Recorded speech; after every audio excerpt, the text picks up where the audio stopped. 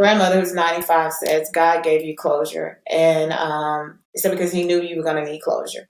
And then Arlena gave me closure with the letter in the car. I never knew about the letter in the car until finally the cops released the car, and I had someone to pick it up, and they brought it to me. They never told me about the letter in the car. When I got the car, I was in a investigator bag, and it was just sitting there, and it was a letter that she left. It was Wow.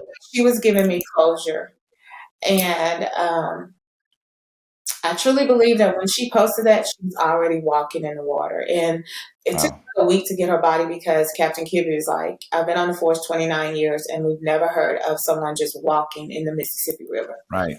So Yeah. the autopsy, they did test after test. They looked at all the cameras. He said, because we've never heard of someone just walking in the river. He said, and we don't want to miss Man. anything. And he said, I just don't understand. He said, she was beautiful. He said, but I want to tell you, he said, when I got there, he said, I didn't find her body. One of the other men did. He said, but I prayed on her body. I said, well, I thank you. He said, yeah. He said, because I feel like if we just there 5 to 10 minutes. He said, I really believe we could have saved her. I can't explain that to anyone. Yeah. It felt like literally, and I said over and over, like really somebody took my heart out my chest and I just couldn't breathe. And I just remember myself screaming and hollering. And I was telling my father, not my baby, not Arlena, cannot be my baby. I was like, it can't be Arlena. And he's like, I'm sorry, it is Arlena.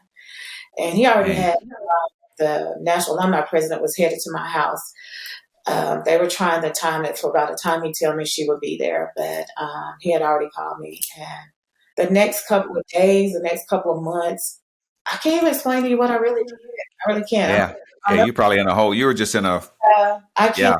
can't even remember when I got to the funeral. My pastor really did everything for me. I was just sitting there. He helped me pick out the casket, did everything.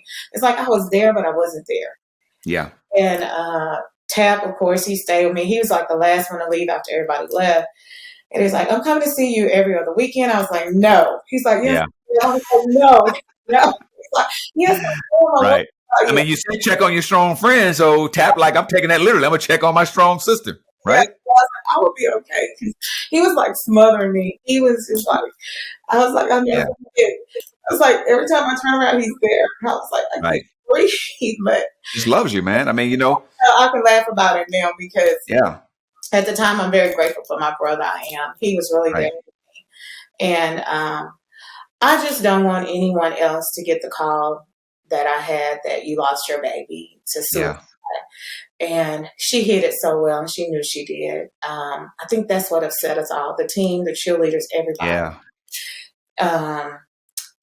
And, I had one of the superintendents called me from the school, and he was telling me, I've talked to so many kids, everybody says nothing but good things about Arlena. And he's like, everybody says she's a sweet person. So I'm grateful that even though she was hurting and in pain, she still had a heart to be nice to people. And I mean, she had a car. She would give the cheerleaders a ride, anybody a ride. She would do their makeup. She would do their hair. Because she loved to make wigs. Right. Okay.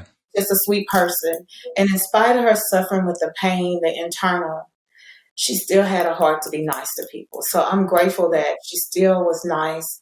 She still was battling this battle. And I believe it was when she was by herself that she felt alone and felt these Yeah. Yeah. Talk to so many people who went through this, and they said that they would go in a dark place, and they can't explain. It's just like when it's dark, but when they're happy, they're genuinely happy. He said, "You don't understand." He said, "I don't understand." He said, "I've never seen anything like this." And I told myself, I really believe that she was already in the water, and all she had to do was click on her phone to post it, and she knew it would be too late. And he did that. Her body just floated up out of nowhere. And he said he took the key fob, he took the phone, he kept everything, and it was just there. Wow. And I was like, this is so strange. He said, yeah, it really is. He said, Miss Miller will never know, because he knew I would want to ask him so many questions. Right. We'll never know. He said, but when we did everything, it was from drowning. He said she drowned.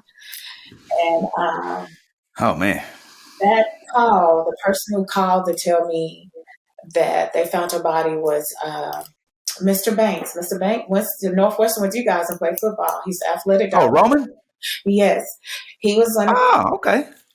and told me, and I just screamed. I felt like I had no breath in me, and I just screamed.